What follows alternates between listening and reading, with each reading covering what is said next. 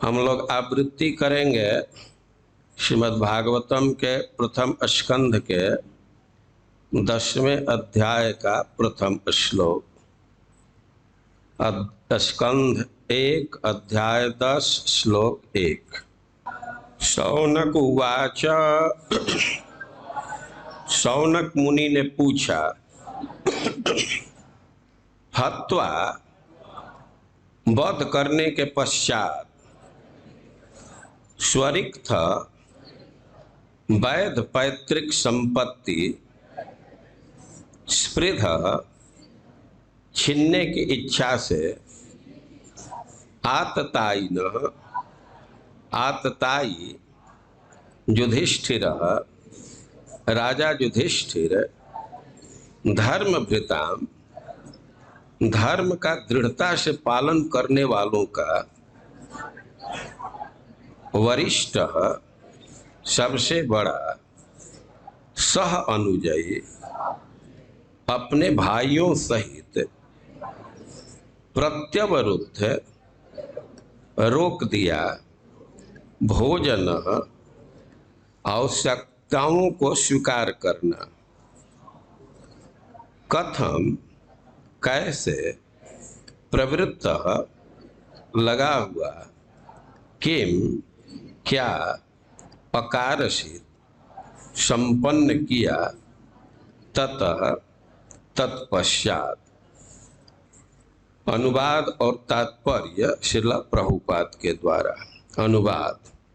शौनक मुनि ने पूछा, जो महाराज युधिष्ठिर की वैध पैतृक संपत्ति को छीनना चाहते थे, उन शत्रुओं का वध करने के पश्चात महानतम धर्मात्मा युधिष्ठिर ने अपने भाइयों की सहायता से अपनी प्रजा पर किस प्रकार शासन चलाया। निश्चित ही वे अपने साम्राज्य का उपभोग मुक्त होकर निरंकुश चेतना से नहीं कर सके। तात्पर्य। महाराज युधिष्ठिर समस्त धर्मात्माओं में श्रेष्ठ है, अतएव उनमें साम्राज्य का भोग करने हेतु अपने चचेरे भाइयों से लड़ने की इच्छा नहीं थी। वे उचित उद्देश्य के लिए लड़े, क्योंकि हस्तिनापुर का राज्य उनकी वैध विरासत थी और उनके चचेरे भाई उनको हड़पना चाह रहे थे। अतएव वे भगवान श्री कृष्ण के मार्गदर्शन में उचित उद्देश्य के लिए लड़े, किंतु वे अपने विजय के फलों का भोग न कर पाए, क्योंकि उनके सभी चचेरे भाई युद्ध में मारे गए थे। अतएव उन्होंने साम्राज्य पर शासन तो चलाया, किंतु इसे कर्तव्य समझकर और अपने छोटे भाइयों की सहायता से चलाया। शौनक मुनि की जिज्ञासा महत्वपूर्ण थी। यह जानना चाहते थे कि जब महाराज युधिष्ठिर को साम्राज्य भोगने का अवसर मिला तब उनका आचरण कैसा था। जगत गुरु श्रील प्रभुपाद की। तो यहाँ 7 दिन का सत्र है और हम लोग भगवान के हस्तिनापुर से द्वारिका प्रस्थान की लीला का श्रवण करेंगे। लेकिन एक चीज है ध्यान में रखना होगा कि श्रीमद् भागवतम प्रश्न और उत्तर के रूप में है। श्रीमद् भागवतम में प्रश्न पूछा गया है और उसका उत्तर दिया गया। आप श्रीमद् भागवतम के विषय में जानते हैं कि हम लोगों के समक्ष यह श्रीमद् भागवतम है और इसके वक्ता सूत गोस्वामी है। सूत गोस्वामी नैमिषारण्य में श्रीमद् भागवतम का प्रवचन किए, भगवान की कथा का श्रवण कराए, और वे ऋषियों के आग्रह से यह कार्य किए। नैमिषारण्य बड़ा ही पवित्र स्थान है।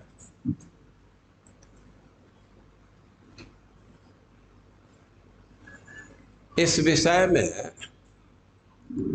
एक कथानक है कि एक बार की घटना है कि देवता लोग यज्ञ करना चाहते थे।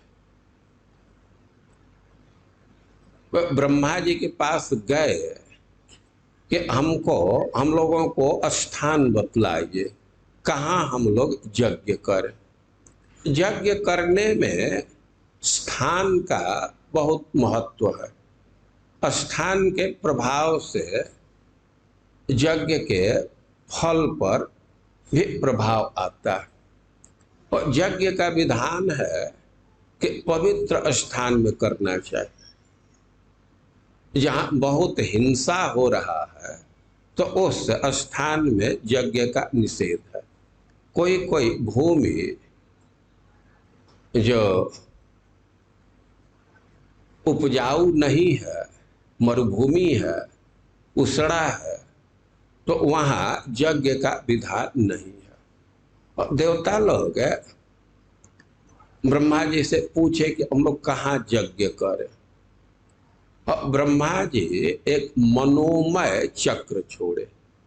मनोमय, कोई वास्तविक चक्र नहीं था, वे मन ही मन एक चक्र छोड़े और उस चक्र का नेमी जहाँ शीर्ण हो गया, जहाँ रुक गया, और उसी को नैमिष या नैमिषारण्य कहते। नेमी वो रथ का चक्का होता है, ऊपरी के जो भाग होता है, तो जहाँ नेमी शीर्ण हो गया इसलिए उसको नैमिष कहते। तो ब्रह्मा जी के द्वारा चयन किया हुआ स्थान है। और वैसे भी आप ऋषियों का उद्गार सुनते हैं, क्षेत्रस्मिन् वैष्णवे वयम्। ये भगवान विष्णु का क्षेत्र है। आज भी नैमिषारण्य का वातावरण सात्विक है। अभी इस मंदिर से परसों दिन कल यात्रा जा रही है।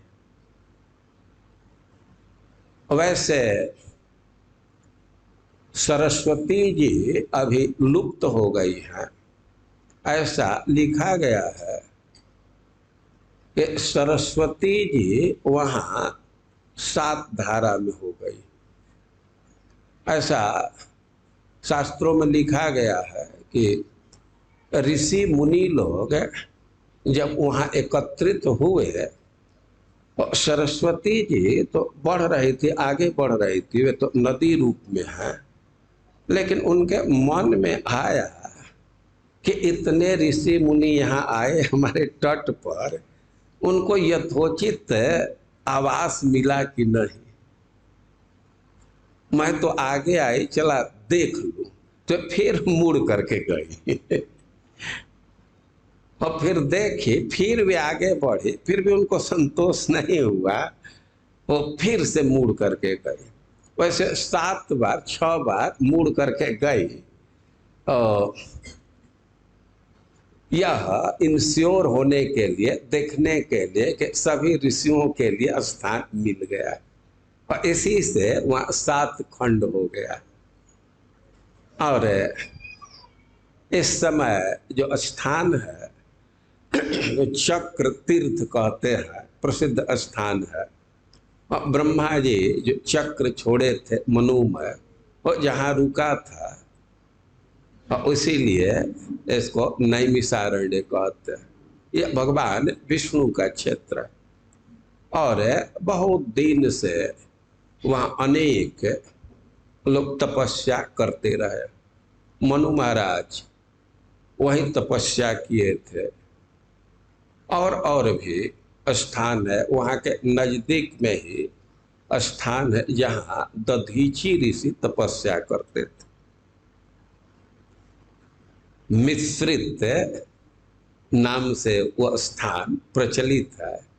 हम यह कह रहे हैं कि एक ऋषियों का समाज यह जान करके कि अब तो खराब समय आने वाला है, कलिमागत माज्ञाय क्षेत्रेस्मिन् वैष्णवे वयम्, अपने से ऋषि लोग व्यक्त कर रहे हैं कि हम लोगों को पता चला कि अब तो कलयुग आ रहा है, तो इस वैष्णव क्षेत्र में, भगवान विष्णु के क्षेत्र में हम लोग बैठे हैं, सत्र प्रारंभ किए हैं। हमारा बहुत सौभाग्य है कि आप प्राप्त हो गए, और हम लोगों का कल्याण कैसे होगा इस विषय में आप बतलाइए। और सत्कृतम सूतमासीन, सूत गोस्वामी को बैठाए, उनका सत्कार किए और उनसे प्रश्न किए। ऋषियों का 6 प्रश्न बड़ा प्रसिद्ध है। उसे प्रश्न के उत्तर देने के क्रम में सूत गोस्वामी कहे कि हम आप लोगों को भागवतम का श्रवण कराऊंगा। हम सुखदेव गोस्वामी की कृपा से श्रीमद् भागवतम का श्रवण किया हो, तो तदवो उसी को हम आपके समक्ष प्रस्तुत करूंगा, जैसा मैं ग्रहण किया हूँ अपने बुद्धि के अनुसार, और उसको प्रस्तुत करूंगा। अब कथा प्रारंभ की है, तो वक्ता और श्रोता के विषय में ऋषि लोग प्रश्न किए। खास करके महाराज परीक्षित के जन्म के विषय में, और उसका वे उत्तर दिए, कैसे भगवान रक्षा किए उत्तरा के गर्भ का, और पांडवों के साथ कैसा उनका व्यवहार था, भीष्मदेव कैसे यहाँ से प्रस्थान किए, इन सब बातों को कह रहे थे। और उसी क्रम में सूत गोस्वामी कहे थे कि महाराज युधिष्ठिर बहुत शोक में पड़ गए थे, बहुत शोक में पड़े थे। कई एक ऋषि लोग समझा रहे थे, लेकिन फिर भी उनका शोक दूर नहीं हुआ। वे तो बिल्कुल शिथिल हो गए थे और राज्य भोगने से इनकार कर रहे थे, तैयार नहीं हो रहे थे। तो इन सब बातों का उल्लेख आया है, और इसी से अब शौनक ऋषि फिर से प्रश्न कर रहे हैं। यद्यपि संक्षेप में उत्तर दे दिया गया है कैसे युधिष्ठिर महाराज राज्य करने के लिए तैयार हुए थे, लेकिन शौनक ऋषि इसको विस्तार से जानना चाहते हैं।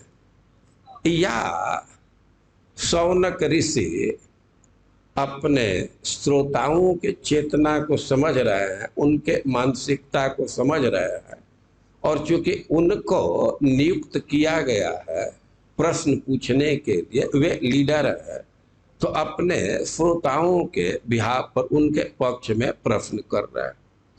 और शौनक ऋषि कह रहे हैं कि हत्वा स्वरिक्त स्पृह आततायिनो युधिष्ठिरो धर्म भिताम वरिष्ठ सहानुजय प्रत्यवरुद्ध भोजन कथम प्रवृत्त किमकार सिद्धत। के युधिष्ठिरो धर्म भिताम वरिष्ठ, युधिष्ठिर महाराज धार्मिक व्यक्तियों में सबसे श्रेष्ठ है। धर्म भृत, भृत मतलब धारण करना, जो धर्म को धारण करे उसको कहा जाएगा धर्म भृत, धर्म को धारण करने वाला। तो युधिष्ठिर महाराज का परिचय दे रहे हैं कि धर्म भृताम वरिष्ठ। बहुत सारे लोग हैं जो धार्मिक जीवन जीते हैं, धर्म का पालन करते हैं, वे कभी धर्म से विचलित नहीं होते। लेकिन ऐसे लोगों में भी युधिष्ठिर महाराज तो श्रेष्ठ हैं। युधिष्ठिर महाराज के जीवन में धर्म के सिद्धांत का आचरण था। कभी भी वे धर्म से विचलित नहीं होते थे।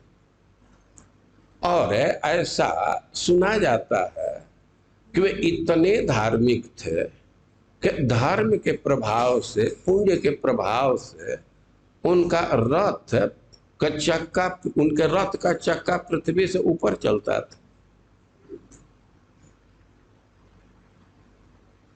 वे कभी असत्य नहीं बोलते थे।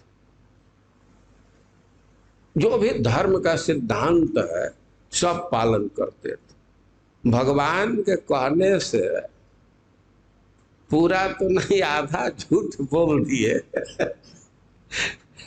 उसका भी प्रभाव आया कि उनका अब जो उड़ करके चक्का चलता था रथ का, वो धरती पर चलने लगा। और धर्म भृताम वरिष्ठ तो कह रहे हैं कि हत्वा स्वरिक्त स्पृध आतताई, कि वे वध किए। अरे परम धार्मिक व्यक्ति थे, धार्मिक श्रेष्ठ थे, और फिर हत्वा वध करके ये हत्या क्यों किए? अरे कि आतताई न, जिसका वध किए तो आतताई थे। वो आतताई का वध करना कोई अधर्म नहीं होता है। स्वरिक्त स्पृधा, जिनका वध किए उनका परिचय दे रहे हैं कि उनके धन को हड़पना चाहते थे, उनके पैतृक संपदा को हड़पना चाहते थे। इसी स्कंध में पहले उल्लेख आ चुका है कि 6 प्रकार के आतताई होते हैं। किसी को कोई विष दे उसको आतताई कहते हैं। किसी के धन को छीन ले उसको आतताई कहते हैं। किसी के पत्नी को छीन ले उसको आतताई कहते हैं। या जो हथियार लेकर के किसी को वध करने के लिए उद्यत है उसको आतताई कहते हैं। वो 6 प्रकार के आतताई का उल्लेख किया गया है। अब युधिष्ठिर महाराज जिनका वध किए है और उनके कैरेक्टर को देखिए तो किसी पॉइंट पर जांचेंगे तो आतताई में सिद्ध होंगे। 6 में से किसी को लेंगे तो उस खाते में आ जाएंगे। वे 6 प्रकार से आतताई थे। भीम को विष दिए थे, द्रौपदी का अपहरण करना चाहते थे, राज्य छीन ही रहे थे और कई एक तरह से धोखा दे करके भी मारना चाहते थे। तो कह रहे हैं कि हत्वा स्वरिक्त स्पृध आतताई, जो उनके धन को हड़पना चाहते थे, आतताई थे, तो उनका वध किए। सहानुजयी प्रत्यवरुद्ध भोजन, और अपने राज्य पर अधिकार कर लिए अपने भाइयों के साथ। सहानुजयी महाराज युधिष्ठिर के एक विशेषता बतला रहे हैं कि वे अपने भाइयों के साथ थे। वास्तव में जीवन की बहुत बड़ी सफलता अपने भाइयों के मेल में रहना, यह जीवन के बहुत भारी सफलता है। ऐसा देखा जाता है कि जब छोटे छोटे बच्चे होते हैं तो भाइयों में बड़ा प्रेम होता है। अब उनमें इतना प्रेम होता है एक साथ रहने की ऐसी प्रवृत्ति होती है कि कभी कभी तो माता पिता तंग हो जाते हैं। अब एक भाई थोड़ा बड़ा हुआ, स्कूल जाने लगा, अब छोटा बच्चा भी उसके साथ स्कूल जाने के लिए वो पीछे पीछे लग जाता है। कोई एक तरह से प्रयास करके उसको रोकना पड़ता है। हम लोग ट्रेन में देखते हैं, कोई दंपति है, उनके कोई एक संतान है, तो कोई बच्चा कहता है कि ऊपर जाएंगे, ऊपर वाले सीट पर। एक को ऊपर चढ़ाते हैं तो दूसरा भी रोने लगता है, हम भी ऊपर जाएंगे। तो जब बाल्यावस्था में रहते हैं भाई तो स्वाभाविक प्रेम रहता है, लेकिन सयाने हो गए तो खास करके श्रीमती जी घर में आ गए, अब है तो भाई भाई का अंतर होने लगता है। और अब ऐसी स्थिति हो जाती है कि भाइयों से कभी कभी भेंट होती, और कुछ लोगों की तो यह स्थिति हो जाती है कि घर पर भेंट नहीं होती है, भाई से भेंट होती है लेकिन कोर्ट में।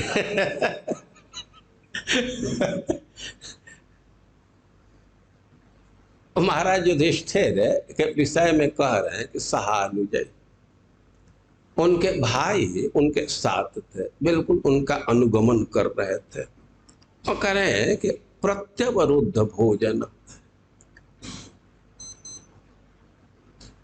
यह बड़ा महत्वपूर्ण शब्द है और कई एक ढंग से इसका अर्थ किया गया। भोजन समझ रहे हैं, और यह उपलक्षण है भोग के अर्थ में। खाना भी एक भोग है, और खाना पहनना कई एक इंद्रियों के कई एक भोग है। और युधिष्ठिर महाराज के विषय में कह रहे हैं कि यद्यपि अपने शत्रुओं का वध कर दिए, लेकिन प्रत्यवरुद्ध भोजन, वे भोग नहीं रहे थे, भोग में उनकी प्रवृत्ति नहीं थी, भोग का बिल्कुल संकोच हो गया था, बिल्कुल रोक दिए थे, क्योंकि वध करने के बाद भी वे बहुत भारी शोक में थे, वे बहुत प्रसन्न नहीं थे। तो एक अर्थ है प्रत्यवरुद्ध भोजन का कि यद्यपि वे युद्ध जीत चुके थे, लेकिन भोग में उनकी प्रवृत्ति नहीं थी। या दूसरा अर्थ है कि प्रत्यवरुद्ध भोजन, अपने शत्रुओं का वध करके और जो उनके धन को हड़पना चाहते थे उस पर भी कब्जा कर लिए थे, अपने कब्जा में कर लिए थे, अवरुद्ध कर लिए थे, अपने अधिकार में कर लिए थे। तो यद्यपि पूरा राज्य उनके अधिकार में था, लेकिन फिर भी उनमें राज्य भोगने की प्रवृत्ति नहीं थी। या एक अर्थ किया गया प्रत्यवरुद्ध भोजन, थोड़ा सा हट करके, कि था महाराज युधिष्ठिर का राज्य, उनके पिता का राज्य था, लेकिन दूसरे लोग अवरुद्ध कर लिए थे, दूसरे लोग उस पर कब्जा कर लिए थे। महाराज युधिष्ठिर फिर उसको अपने कब्जा में कर लिए। तो जो अवरुद्ध राज था, जो दूसरे लोग कब्जा कर लिए थे, अपने अधिकार में ले लिए थे, तो उसको फिर से अपने अधिकार में ले लिए। अवरुद्ध के विपरीत प्रति अवरुद्ध। वो प्रश्न कर रहे हैं कि कथम प्रवृत्त, वे राज्य शासन में कैसे प्रवृत्त हुए। और केवल प्रवृत्ति के विषय में ही प्रश्न नहीं है, और राज्य शासन करने लगे,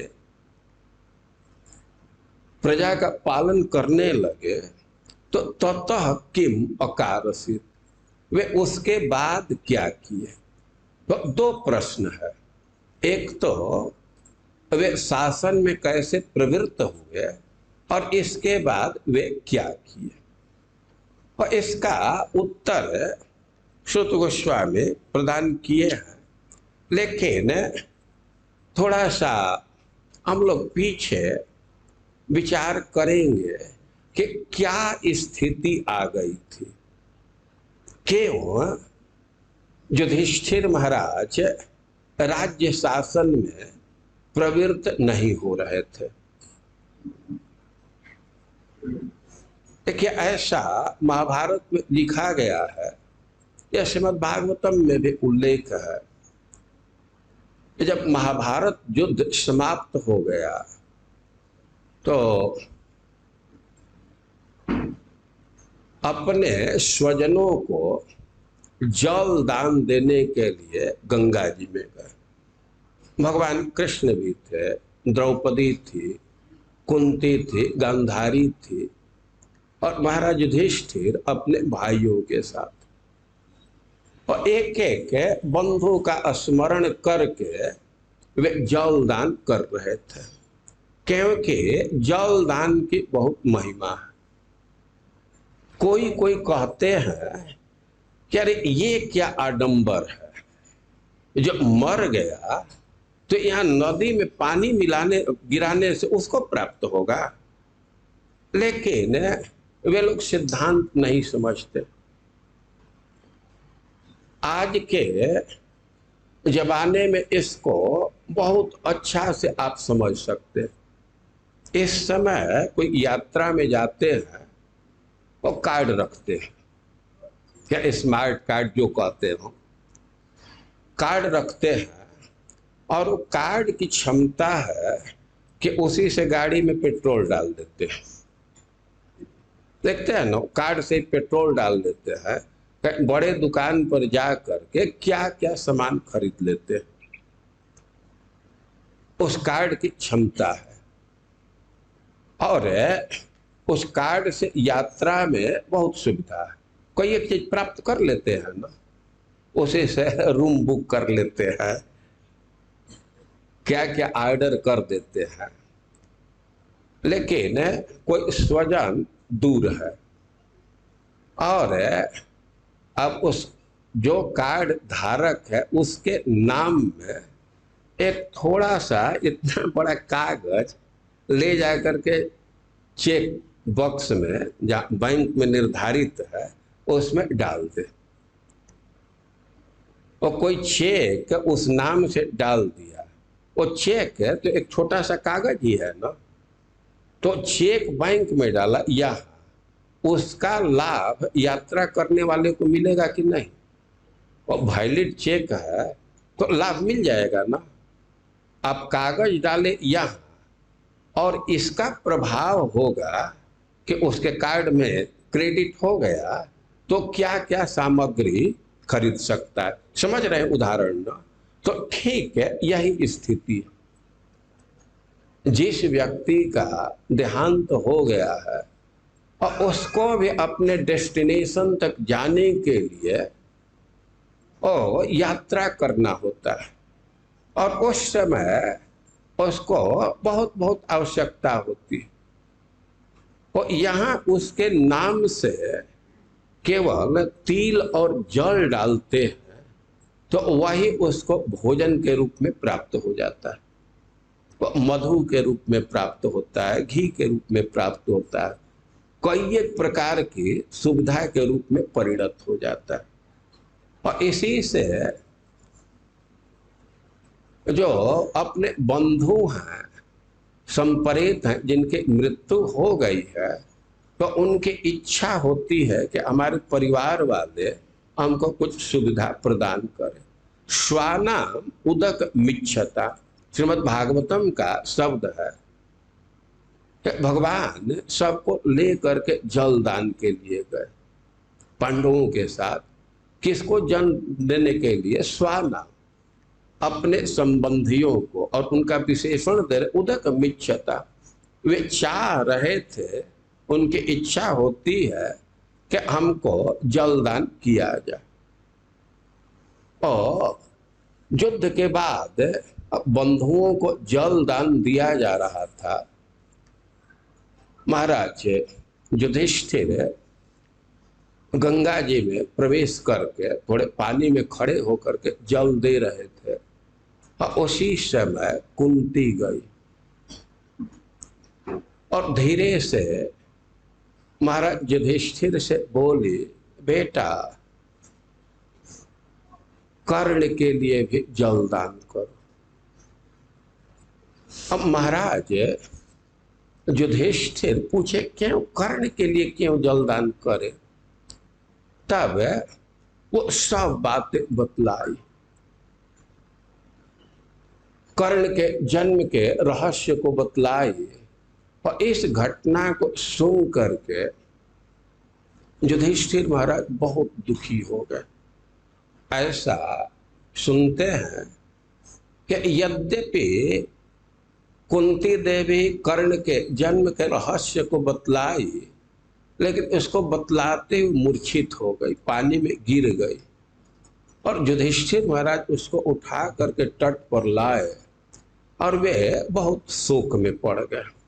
और ऐसा लिखा गया है महाभारत में कि वे लोग जलदान दिए। कृतोदकास्ते सुहृदाम सर्वेशम पांडुनंदन विदुरो धृतराष्ट्रस्य सर्वाष्ट भरत स्त्रिय। भरत वंश के जो भी स्त्रियां थी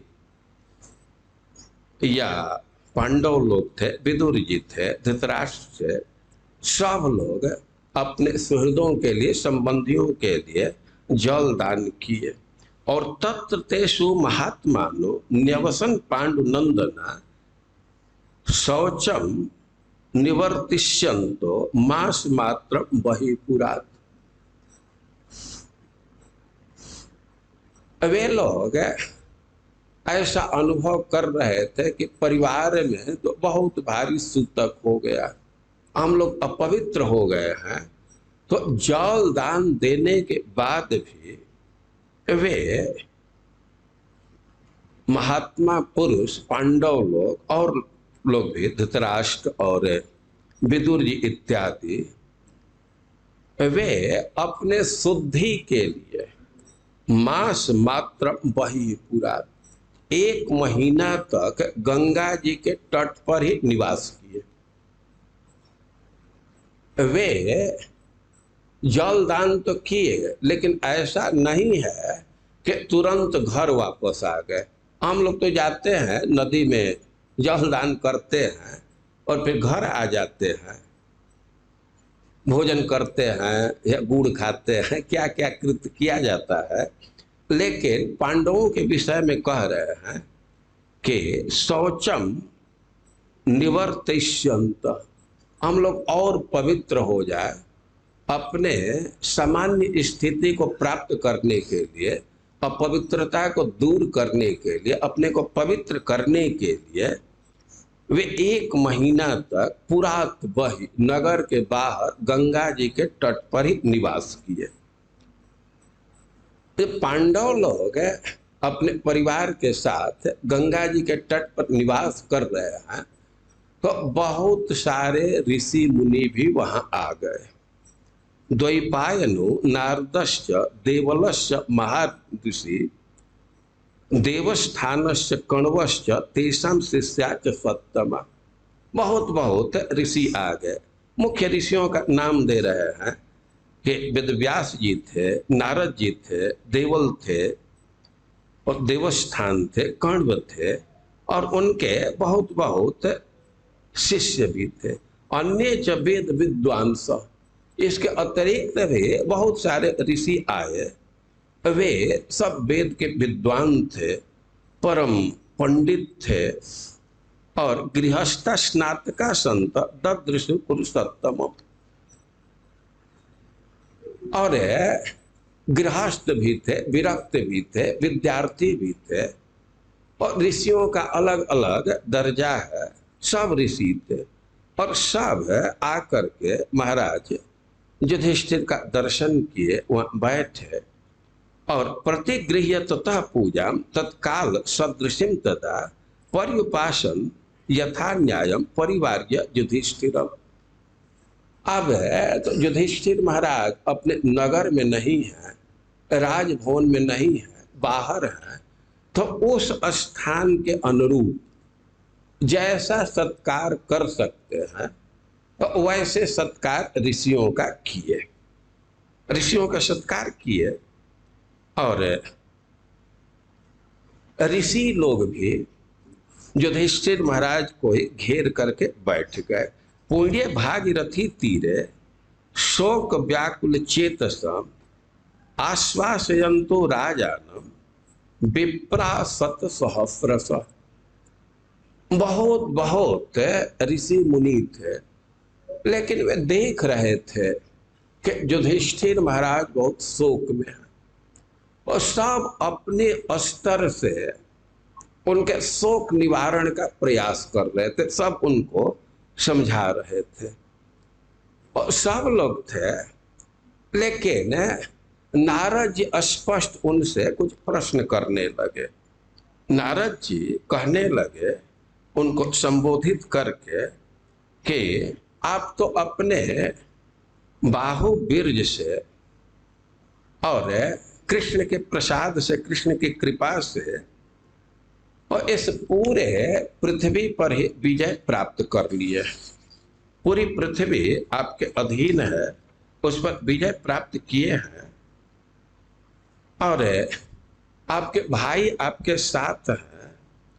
और क्वचिच्च निहिता मित्र प्रीणासे सुहृदो नृप क्वचिच्च श्रियमिमां प्राप्य न त्वं शोको प्रबाधते। नारद जी प्रश्न करने लगे कि पूरी पृथ्वी आपके अधीन है और पृथ्वी क्या, सागर सहित पृथ्वी आपके अधीन है, तो आप अपने संबंधियों का सुख विधान कर रहे हैं ना, उनको प्रसन्न कर रहे हैं ना। और ये इतना भारी संपदा प्राप्त हो गया तो आपको किसी प्रकार का शोक तो नहीं है ना। अब नारद जी का कुछ विशेष ही विधि है, पूछ रहे कोई शोक तो नहीं है ना। और युधिष्ठिर महाराज कहने लगे कि विजतेजम मही कृष्णा कृष्ण बाहु बलाश्रया। लेकिन यह बात जरूर है कि भगवान ने कृष्ण के आश्रय से, उनके बाहों के बल से मैं इस पृथ्वी को पूरा पूरा जीत लिया। ब्राह्मणानां प्रसादेन भीमार्जुन बलेन च, ब्राह्मणों के कृपा से और अपने भाई खास करके भीम और अर्जुन के बल के प्रभाव से मैं पृथ्वी को पूरा पूरा जीत लिया, इसमें तो कोई संशय नहीं है। लेकिन पृथ्वी को जीतने के बाद भी हमको तो सुख अनुभव नहीं हो रहा है, हमको एकदम सुख का अनुभव नहीं है और हमको बहुत भारी दुख है। इमम महद दुखम वर्तते नित्यदा। अरे कि कुछ कुछ बातों का दुख तो हमें सदा बना रह रहा है, उससे कभी मुक्ति नहीं मिल रही है। और कुछ बतला रहे हैं कि कृत्वा ज्ञाति क्षयमिमम महानतम लोभकारितम। अरे कि इतने बंधु बांधवों का क्षय हुआ, नाश हुआ, तो नाश तो हमारा लोभ ही कराया है ना। हमारे लोभ के चलते ही हमारे बंधु बांधवों का नाश हुआ। और खास करके सौभद्रम द्रौपदेयांश घात इत्वा सुतान प्रिया, खास करके सुभद्रा के पुत्र का वध हुआ। सुभद्रा को एक ही पुत्र था और उसका वध हो गया। श्री कृष्ण बहुत आग्रह करके उसका विवाह हमारे घर में किए थे। अब कृष्ण उससे मिलेंगे तो क्या कहेगी। और सुभद्रा के पुत्र का वध हुआ है और इसको बहुत दुख है। और द्रौपदेयांश, द्रौपदी के 5 पुत्र मारे गए। जो द्रौपदी सदा हम लोगों की सेवा में रहती, सदैव सेवा करती है और उसके पुत्रों की रक्षा नहीं कर पाया।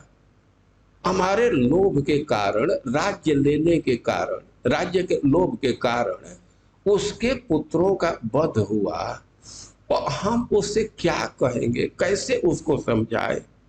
वो कह रहे हैं कि जयोयम अजयाकारो भगवान प्रतिभाति में, यद्यपि वो विजय मिल गया है, लेकिन यह विजय भी हमको तो पराजय जैसा ही लगता है। विजय प्राप्त है, लेकिन हमको पराजय जैसा ही अनुभव हो रहा है। और यह तो दुख की बातें हैं। अब इससे भिन्न कुछ बात है, वो ज्यादा दुखद है। कह रहे हैं कि इदम अन्यत् भगवन् यत्त्वां वक्ष्यामि नारद मंत्र संवरणे नास्मि कुंत्या दुखे ने योजित। के सुभद्रा के दुख से दुखी हूं, द्रौपदी के दुख से दुखी हूं, यह तो बात है। लेकिन सबसे भारी दुख में तो खुद कुंती हमको डाल दी। वे कुंती कैसे दुख में डाली है?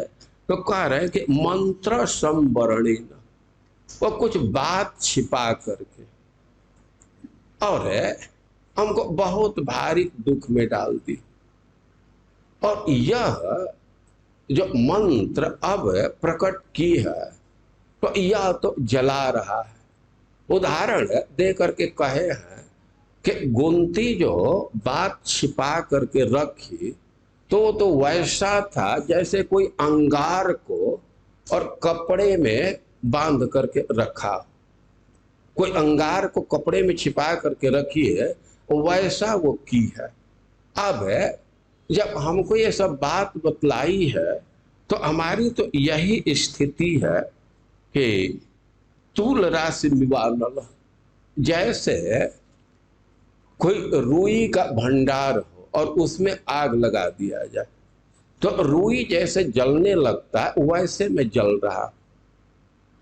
कुंती के बात को सुन करके वो हमको बतलाई तो ये कर्मणि, कि जब जल दान कर रहे थे तो कथया मास सूर्य, जब उसी समय बतलाई कि बेटा कर्ण तुम्हारा भाई है, सूर्य से इसका जन्म हुआ है, कि इससे हमको बहुत कष्ट। बतलाई कि पुत्रम सर्व गुणोपेतम अवकीर्णम जले पूरा।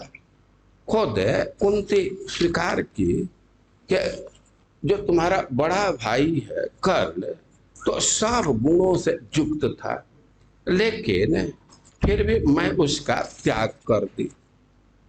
और नहीं वेद नहीं तम वेद पार्थो भ्रातरम श्वेत वाहन। और कह रहे कि इतना छिपा करके रखे कि इस बात को न भीम जानते हैं, न अर्जुन जानते हैं, न मैं जान सका। और अभी ये बात सुनने को मिली है, और हम और भी बात सुनते हैं कि वह गई थी कर्ण से मिलने के लिए भी। ऐसा महाभारत में कथा है कि जब भगवान संधि दूत बन करके गए दुर्योधन को समझाने के लिए, लेकिन जब भगवान को सफलता नहीं मिली, वे नहीं समझा पाए। अब लौट करके आ गए पांडवों के पास, तो अब तो निश्चय हो गया कि युद्ध होगा ही। अब मां कुंती बहुत चिंतित हुई। जब तक कृष्ण गए थे संधि दूत बन करके, तब तो एक मन में आशा थी कि हो सकता है कि युद्ध रुक जाए। लेकिन जब वहां से लौट करके आए कृष्ण और रिपोर्ट दे दिए, तब तो कुंती को विश्वास हो गया कि अब तो युद्ध नहीं रुकेगा। तो बहुत चिंतित हुई। और ऐसा लिखा गया है कि एक दिन वह बिल्कुल सुबह सुबह कर्ण के पास गई, एकांत देह करके। उस समय कर्ण गंगा जी के तट पर वेद पाठ कर रहा था, वेदों का मंत्र बोल रहा था, पाठ कर रहा था। और धीरे धीरे वहां गई मां कुंती, लेकिन वह पाठ कर रहा था तो उसको डिस्टर्ब नहीं की, धीरे धीरे जा करके पीछे खड़ा हो गई। और कर्ण बहुत देर तक पाठ करता रहा। ऐसा लिखा गया है कि जब सूर्य उसके मुख से घूमते घूमते पीठ के तरफ आ गए, तब उसका ध्यान गया कि कोई पीछे खड़ा है। वो देखा कि कुंती है, और नमस्कार किया और पूछा कि कैसे आए। अपना परिचय दिया, मैं अधिरथ का पुत्र हूँ, राधा हमको राधे कहते हैं, राधा हमारा पालन पोषण किया माँ है, और तुम हमारे पास कैसे आई। और कुंती देवी कही, बेटा तुम हमारे पुत्र हो, जन्म मैं दी हूं, और तुम सूर्य के पुत्र हो, और मैं तुमको जन्म के बाद मंजूषा में छोड़ दिया था। अब कर्ण को यह बात पसंद नहीं पड़ी। वो कह रहे थे कि तुम बड़े पुत्र हो, मैं संधि के लिए आई हूं, तुम युधिष्ठिर से संधि कर लो। और कर्ण कहता है नहीं, वो कह रहे थे कि संधि कर लो। और उसी समय भगवान सूर्य का भी वचन सुनाई दिया स्पष्ट, कुंती भी सुनी। भगवान सूर्य भी कहे कि तुम्हारी माँ बिल्कुल ठीक कह रही है, बेटा तुम उसी का अनुसरण करो, इसी में तुम्हारा कल्याण है। तो भगवान सूर्य भी कहे, लेकिन उस पर कुछ असर नहीं हुआ। वो कहा कि माँ तुम जन्म दी हो और हमको ऐसे फेंक दी, तब तो तुम हमारा बहुत भारी अपकार की, तुम्हारे चलते हमारा क्षत्रिय संस्कार नहीं हो पाया, और कितना कितना अपमान सहा, तो तुम हमारी शत्रु हो, और तुम संधि के लिए आई हो। और देखो संधि में करूंगा, लेकिन अर्जुन के वध करने के बाद, पहले अर्जुन को मारूंगा, इसके बाद युधिष्ठिर से वध कर लूंगा, युधिष्ठिर से संधि कर लूंगा। अब तो कुंती एकदम कांपने लगी, थर थर थर थर। लेकिन कर्ण कहा कि देखो केवल अर्जुन से युद्ध करूंगा, तुम्हारे जो 4 पुत्र हैं तो हमारे फंदे में आ जाएंगे, फिर भी वध नहीं करूंगा। तब माँ कुंती सोची कि कम से कम 4 बच्चों के तो सुरक्षा की व्यवस्था कर ली जाए। तो कही कि सत्य बोल रहे हो ना, इस वचन पर रहोगे ना? तो कहा कि हाँ हाँ, इस विषय में निश्चिंत रहो, तुम्हारे 4 पुत्रों का वध नहीं करूंगा। और अर्जुन भी कृष्ण के साथ है, तो हो सकता है कि वही वध कर दे। और इतना समझ लो कि तुम्हारे 5 पुत्र तो रहेंगे ही। यदि अर्जुन का वध होता है तो मैं युधिष्ठिर के साथ संधि करके हो जाऊंगा, तुम्हारे 5 पुत्र रहेंगे। और कदाचित हम मारे जाते हैं तो अर्जुन के साथ तुम्हारे 5 पुत्र रहेंगे, तो 5 पुत्र तुम्हारे रहेंगे, उसमें कोई कठिनाई नहीं है। और महाराज युधिष्ठिर कह रहे हैं कि मैं सुना हूं कि कुंती गई थी और वह संधि के लिए प्रार्थना की। भगवान सूर्य भी कहे, उसके समक्ष भी और स्वप्न में भी सूर्य भगवान कहे, लेकिन ऐसा हो नहीं पाया। और वे कह रहे थे कि जब कर्ण बड़ा भाई है तो राज्य पर तो उसका अधिकार था, तो एक तरह से मैं तो भाई का वध करके और राज्य ले रहा हूं ना। इस राज्य के कारण एक भाई अपने भाई का वध किया, बहुत शोक में थे। वो कह रहे थे कि पहले नहीं बतलाई हमको। एक कई एक बार अनुभव होता था कि कर्ण कोई विशिष्ट व्यक्ति है। महाराज युधिष्ठिर अपना अनुभव सुना रहे हैं कि जब क्रोध में बोलता था, खास करके द्रौपदी का अपमान करता था, तो पूरा शरीर जल जाता था, बहुत बेचैनी हो जाती थी। लेकिन कर्ण सामने आ जाता था तो हम शीतलता अनुभव करते थे, वो सब बेचैनी दूर हो जाती थी। और कभी कभी उसके वचन को सुन करके बहुत जलन होता था, लेकिन उसके चरण पर ध्यान जाते बिल्कुल शीतलता अनुभव होता था। और चरण पर ध्यान जाते समय स्पष्ट दिखता था कि हमारे माँ के समान इसका चरण एकदम उसके सदृश है, लेकिन हम कुछ समझ नहीं पाते थे। और नारद जी कहे कि तुमको कोई शोक तो नहीं है ना, महाराज युधिष्ठिर से पूछ रहे हैं। तो महाराज युधिष्ठिर कह रहे हैं कि बहुत शोक है, शोक से जल रहा है। और किस बात से शोक हो रहा है, और इस विषय में वे कई घटना का उल्लेख कर रहे हैं। अब जैसा आप सुने हैं कि बहुत सारे ऋषि वहां जुटे हुए थे, तो कई एक ऋषि लोग कई एक इतिहास सुना सुना करके और युधिष्ठिर महाराज को समझाने का प्रयास करने लगे।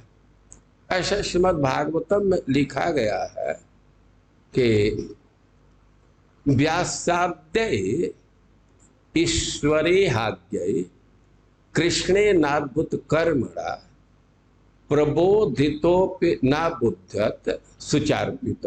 ऐसा कोई एक ऋषि लोग, जिसमें व्यास जी प्रधान थे, और कह रहे हैं कि ईश्वर इहा अज्ञेय या ईश्वर इहा आज्ञेय।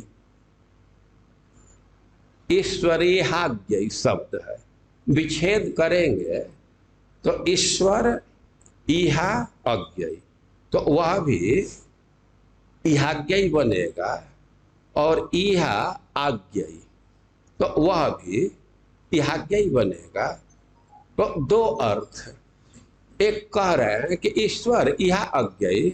अरे भाई, भगवान जब समझाना चाह रहे हैं तो ऋषि लोग अब भगवान की बात को समझ करके, उनके चेतना को समझ करके, वे लोग भी सोच रहे थे कि हम लोग ही समझा दें। तो भगवान समझाना चाह रहे हैं तो ये लोग समझाना चाह रहे थे, और बहुत बहुत इतिहास दे करके समझा रहे थे। दूसरा अर्थ है कि ईश्वर इहा अज्ञेय।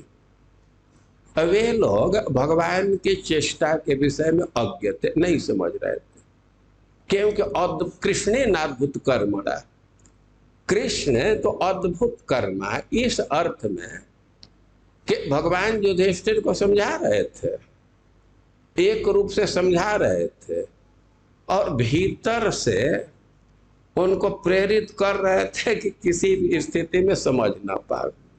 अद्भुत कर्मा है भगवान। कोई एक जगह ऐसा उनका व्यवहार देखा जाता है।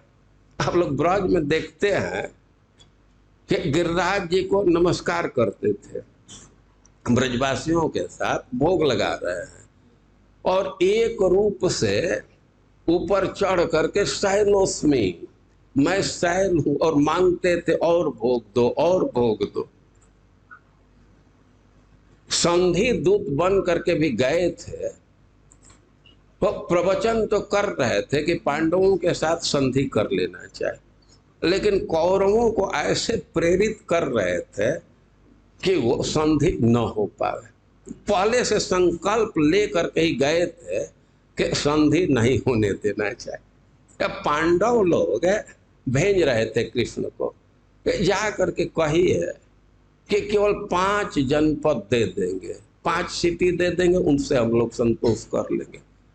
तो भगवान भी तैयार होकर के गए, लेकिन द्रौपदी केवल इतना कह दे, केशव हमारे केशों का भी ध्यान रखना। द्रौपदी प्रतिज्ञा की थी कि जब तक धृतराष्ट्र के सब पुत्र नहीं मारे जाएंगे तब तक मैं अपने केशों का श्रृंगार नहीं करूंगी। और उसी समय कृष्ण द्रौपदी को पूरा आश्वस्त कर दिए थे कि इस विषय में निश्चिंत रहो, कोई संधि वंधि नहीं होने जा रहा। और ऊपर से समझा भी रहे थे और भीतर से समझने नहीं दे रहे थे।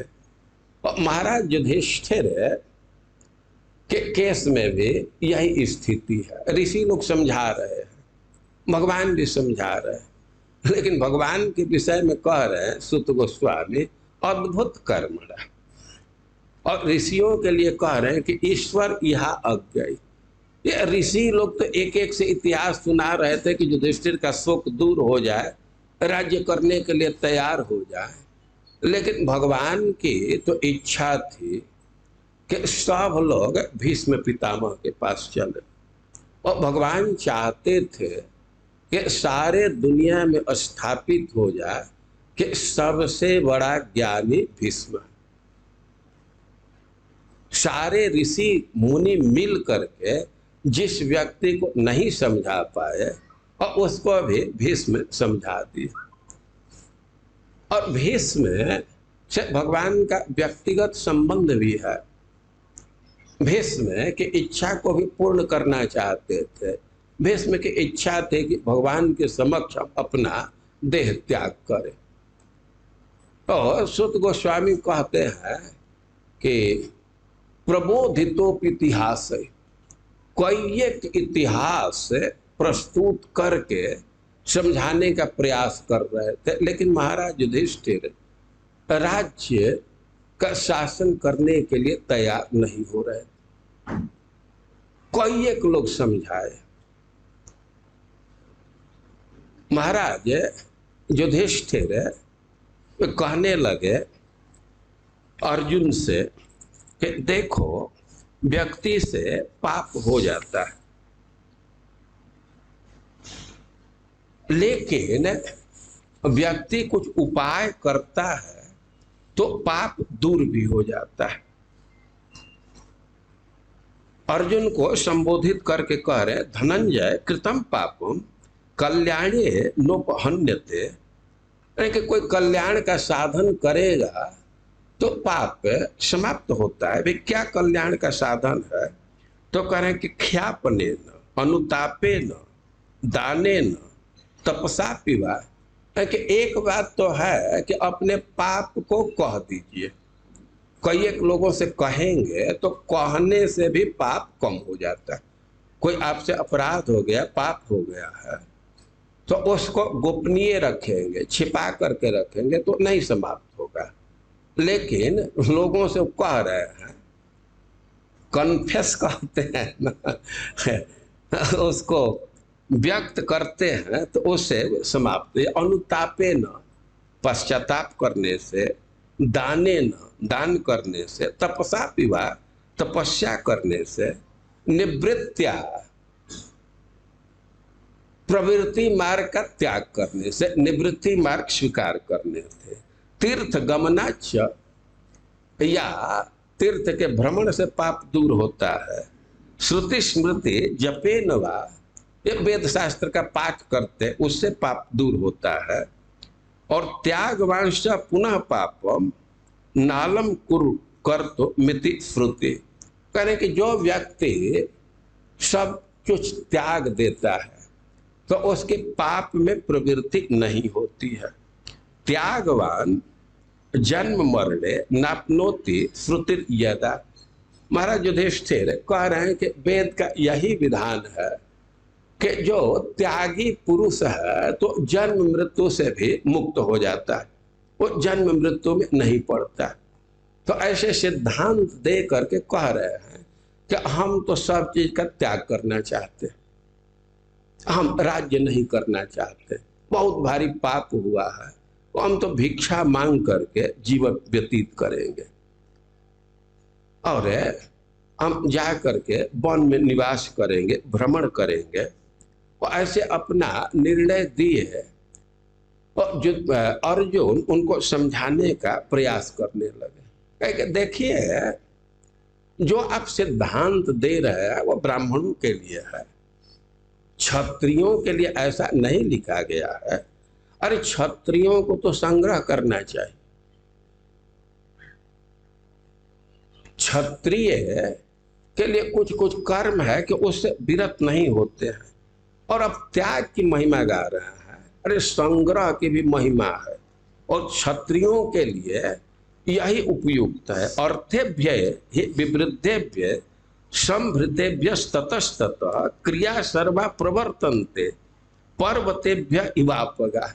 वो कई एक बात बोल रहे हैं अर्जुन, हम एक दो बात को यहाँ प्रस्तुत करेंगे। अर्जुन कह रहे हैं कि जब धन बढ़ता है, संभृतेभ्य ततस्ततः, इधर उधर से जहां तहां से धन इकट्ठा कर लेते हैं। क्षत्रिय युद्ध करेंगे और विजय प्राप्त होने पर धन भी मिलता है।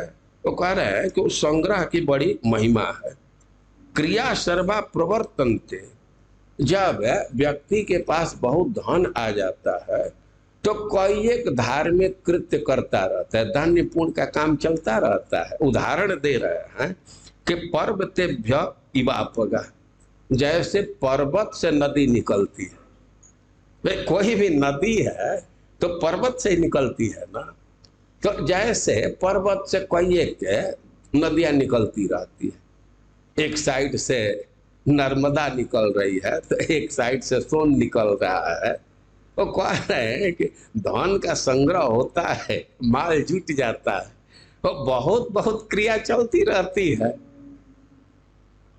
कुछ कृत्य करने के लिए, अनुष्ठान करने के लिए तो धन की आवश्यकता है। अर्थात धर्मस्य कामस्य स्वर्गस्य नराधिप। अरे धन से धर्म होता है, भोग मिलता है, स्वर्ग मिलता है। और धन न रहे तो जीवन चलाना ही कठिन हो जाए। अब त्याग की बात करते हैं।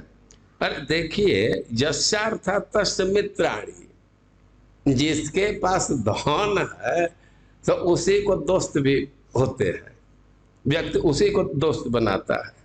और यस्यार्था तस्य बांधवा, जिसको धन है उससे लोग संबंध जोड़ते हैं। यस्यार्था सब मान लो के, अरे जिसके पास धन है तो वही आदमी है नहीं तो लोग उसको आदमी का भी दर्जा नहीं देते हैं। बिना ह्यर्थो न सिद्ध्यति नहीं। यस्यार्था सब पंडिता, और जिसके पास धन है वही पंडित है, उसी की बात सुनते हैं लोग दरिद्र की बात कौन सुनता है। तो कह रहे हैं कि और एक चीज है, ध्यान दीजिए कि जिसके पास धन है उसी को धन की प्राप्ति भी होती है। धन समाप्त हो जाए, एक बार सब खत्म कर दीजिए और फिर इच्छा हो कि धन इकट्ठा कर ले तो वो बहुत कठिन कार्य नहीं होगा। तो कह रहे हैं कि अधने नार्थ कामे नार्थ शक्यो विधित्सुतम। कह रहे हैं कि जो निर्धन हो गया और उसकी इच्छा है कि फिर से हम धन इकट्ठा कर ले, तो अब यह मुश्किल काम है। अर्थेरर्था निबध्यन्ते गजेरिव महागजा। कि धन से धन बंधता है, धन से ही कहीं धन ले पाते हैं। उदाहरण दे रहे हैं कि जैसे जंगल में हाथी के पीछे ही हाथी चलते हैं, एक हाथी है तो उसके पीछे दूसरे हाथी भी लग जाते हैं।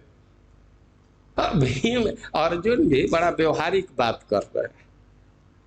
हम लोगों को तो अर्थशास्त्र में बहुत ज्ञान नहीं है, लेकिन हम कई एक बात सुनते हैं कि कितने भक्त हैं थोड़ा सा वो 100-200 गज जमीन लेने के लिए कुछ अकाउंट खुलवाए, पैसा जुटाए और नहीं ले पाए, उतना वे नहीं कर पाए।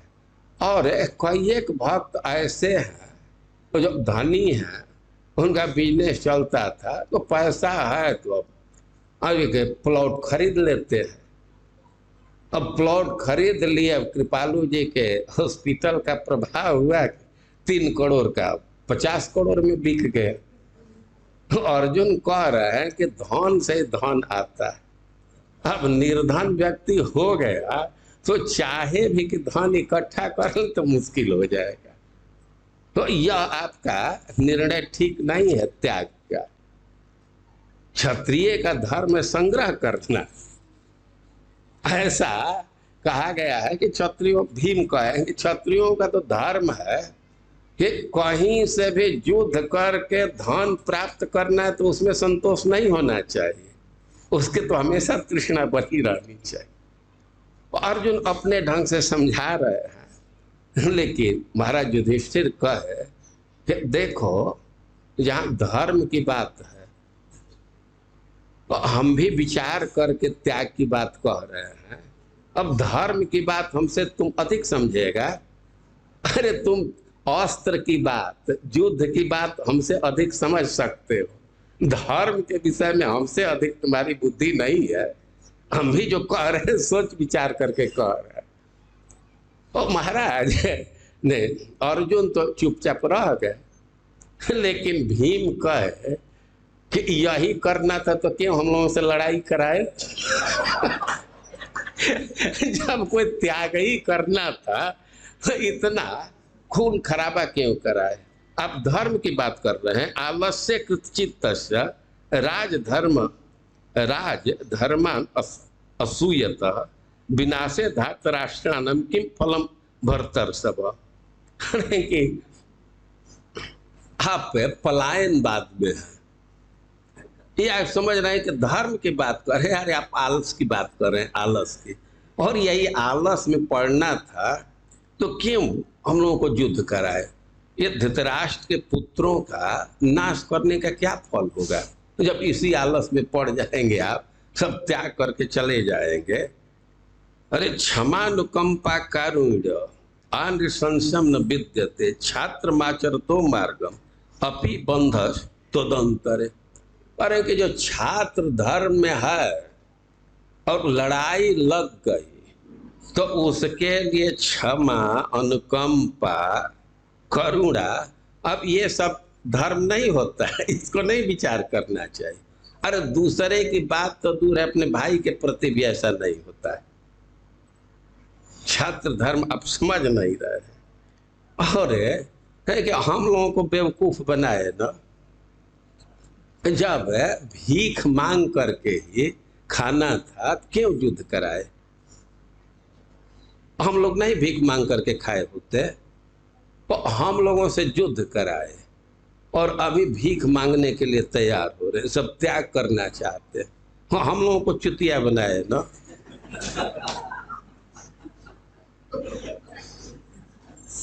हम लोगों के पास इतना बल है और इसके बाद भी आपका अनुगमन कर रहे हैं। तो हम लोगों को क्या पता था कि हम लोग इतना बल होते कायर का अनुगमन कर रहे हैं। भीम का कुछ अपना सिद्धांत। वो करें कि अरे जानते हैं कब संन्यास लिया जाता है, जब हाथ पांव न चरे, बूढ़ा आदमी हो जाए तब संन्यास, और ना ही कोई रोजी रोजगार नहीं है, रोटी रोजगार की व्यवस्था नहीं है, तब लिया जाता है। ये कहाँ लिखा गया है कि जिसके पास बल है, पौरुष है, उसको संन्यास लेना चाहिए। तो हम यह कह रहे हैं कि कोई एक लोग समझा रहे थे, तो अर्जुन समझाए, भीम समझाए, और व्यास इत्यादि जो ऋषि थे वे तो बहुत बहुत इतिहास प्रस्तुत करके समझा रहे थे।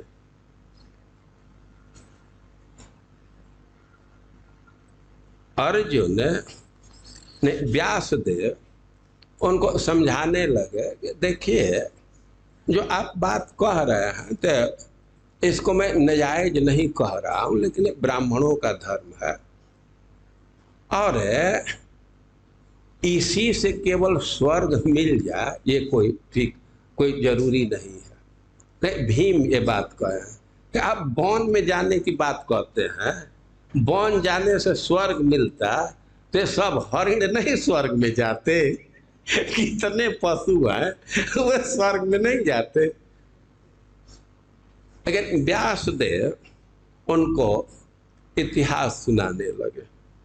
वो इतिहास सुनाए हैं कि देखिए, एक राजा हुए हैं, उनका नाम है, नाम मैं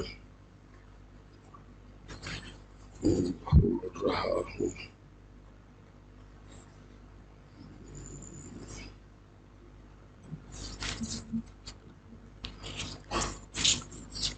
नाम अभी थोड़े देर के बाद बतला दूंगा। तो कहे कि एक राजा है, तो वे तो दंड दे करके ही और सिद्धि को प्राप्त कर लिए। तपस्या से, भ्रमण से, दान से इससे सिद्धि होती है, लेकिन ऐसा मत समझिए कि जो राजधर्म में है, किसी को दंड देता है, उग्र व्यवहार करता है, तो उसको सिद्धि नहीं मिलती, उसको भी सिद्धि मिलती है।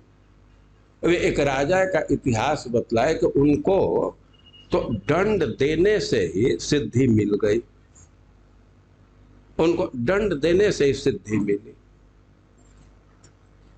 और वे इतिहास बतलाने लगे कि एक घटना है कि दो भाई ऋषि थे, उनका नाम था शंख और लिखित। भाइयों का नाम था शंख और लिखित। शंख और लिखित दो भाई थे और घर से निकल गए और वे तपस्या करने लगे। वो जा करके एक नदी के तट पर, नदी का नाम है बाहुदा। बाहुदा नदी के तट पर बहुत वृक्ष थे और दोनों भाई विरक्ति धर्म को लेकर के और गए दो जगह अलग अलग, एक ही नदी के तट पर अलग अलग तपस्या में लग गए। दोनों भाई थे, शंख बड़े थे और लिखित छोटे थे। और लिखित भी तपस्या कर रहे थे। एक दिन उनके मन में इच्छा हुई कि हम अपने भाई के पास चले, उनसे मिले। तो लिखित शंख के आश्रम पर गए, लेकिन संयोग की बात थी कि शंख भी आश्रम से बाहर चले गए थे। समझ रहे हैं ना? ये तो अपने आश्रम से निकले कि शंख से मुलाकात करूंगा, उनसे भेंट करूंगा, लेकिन शंख भी संयोग से उसी समय आश्रम से बाहर चले गए। और गए, सुंदर आश्रम था, बहुत वृक्ष थे और फले हुए थे। रास्ता चल करके गए थे, भूख लगी थी, तो वृक्ष हिला करके बहुत सारा फल इकट्ठा कर लिए, ताजा ताजा फल, और खा रहे थे। अरे अपने बड़े भाई का आश्रम है और फल इकट्ठा करके खा रहे थे। और तब तक शंख आए। अब शंख वहां आए तो देखे कि लिखित फल खा रहा है, तो पूछे किससे, कहां से फल पाए हो और क्यों खा रहे हो? तो लिखित कहे कि यहीं से जुटा लिया, यहाँ फल था तो यहीं से मैं ले लिया। इत एव गृहीतानि मयेति प्रसन्निव, कहे कि यहीं से जुटा करके मैं खा रहा हूँ। वो हंसते हुए से कहे। तब शंख कहने लगा कि तम ब्रवीत तथा शंख तीव्र रोष समन्वित। लिखित तो हंसते हुए खा रहे थे, हंसते हुए बात की है, लेकिन शंख बड़ा क्रोध में हो गए। और क्रोध से युक्त होकर के कहने लगे कि स्तेजम त्वया कृतम इदम फलानी आदात आदत स्वयं, के बिना किसी से पूछे जिसका फल है उसका परमिशन लिए बिना तुम लेकर के खा रहे हो तो तुम चोरी किए हो, और तुम पाप किए हो, चोरी किए हो। तो मैं यही कह रहा हूं कि तुरंत तुम राजा के पास जाओ।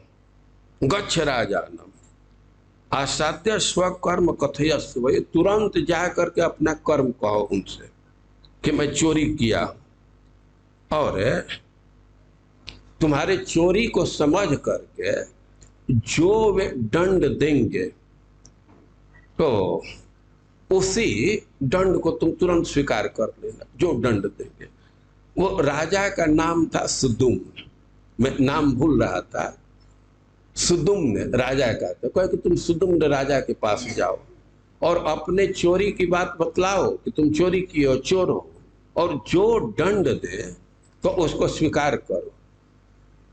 तो लिखित गया सुदुम्न के पास।